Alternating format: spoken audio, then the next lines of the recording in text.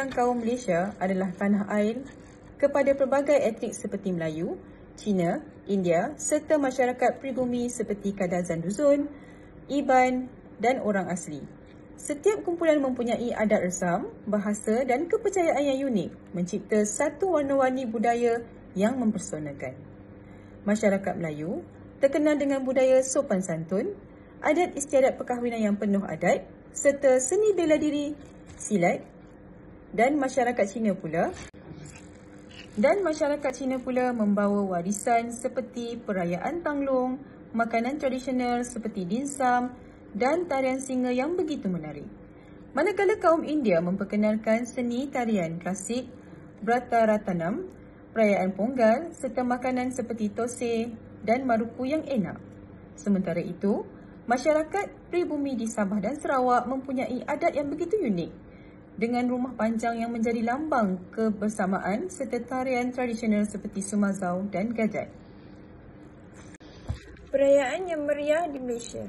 Setiap bulan pasti ada perayaan. Di Hari Raya Aidilfitri, Tahun Baru Cina, Deepavali, Gawai hingga Taipusam dan Keamatan. Setiap perayaan diraihkan dengan kemeriahan yang luar biasa. Pelancong berpeluang menyaksikan perarakan, rumah terbuka serta menikmati juadah tradisional yang menggamit selera. Setiap perayaan membawa kisah tersendiri. Contohnya, Hari Raya Aidilfitri disambut dengan tradisi balik kampung, rumah terbuka dan amalan maaf memaafkan.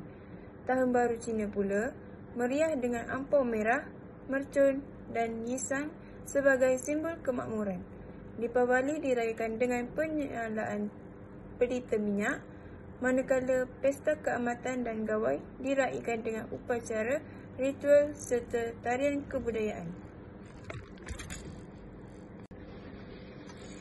Makanan yang menggoda selera, kepelbagaian budaya Malaysia turut terlihat dalam makanannya. Nasi lemak, sate, roti canai, char kway teow dan laksa hanyalah sebahagian kecil daripada keunikan gastronomi negara ini.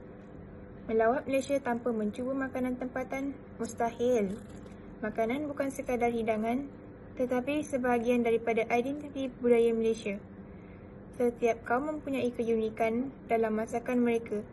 Melayu dengan nasi kerabu dan rendangnya, Cina dengan Hokkien Mee dan dumpling, India dengan kari dan chapati, serta kaum pribumi dengan hinava dan umai yang segar.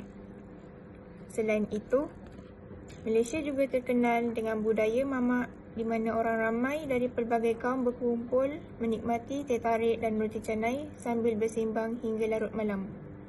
Inilah bukti bagaimana makanan menyatukan rakyat Malaysia. Di setiap sudut Malaysia, ada kisah yang menanti untuk diceritakan, ada tarian yang menanti untuk mempersembahkan, ada makanan yang menanti untuk dinikmati, dan yang paling penting, ada masyarakat yang menanti untuk menyambut kehadiran anda dengan senyum mesra. Jadi, mari kunjungi Malaysia dan alami sendiri keunikan budaya yang tidak dapat ditemukan di tempat lain.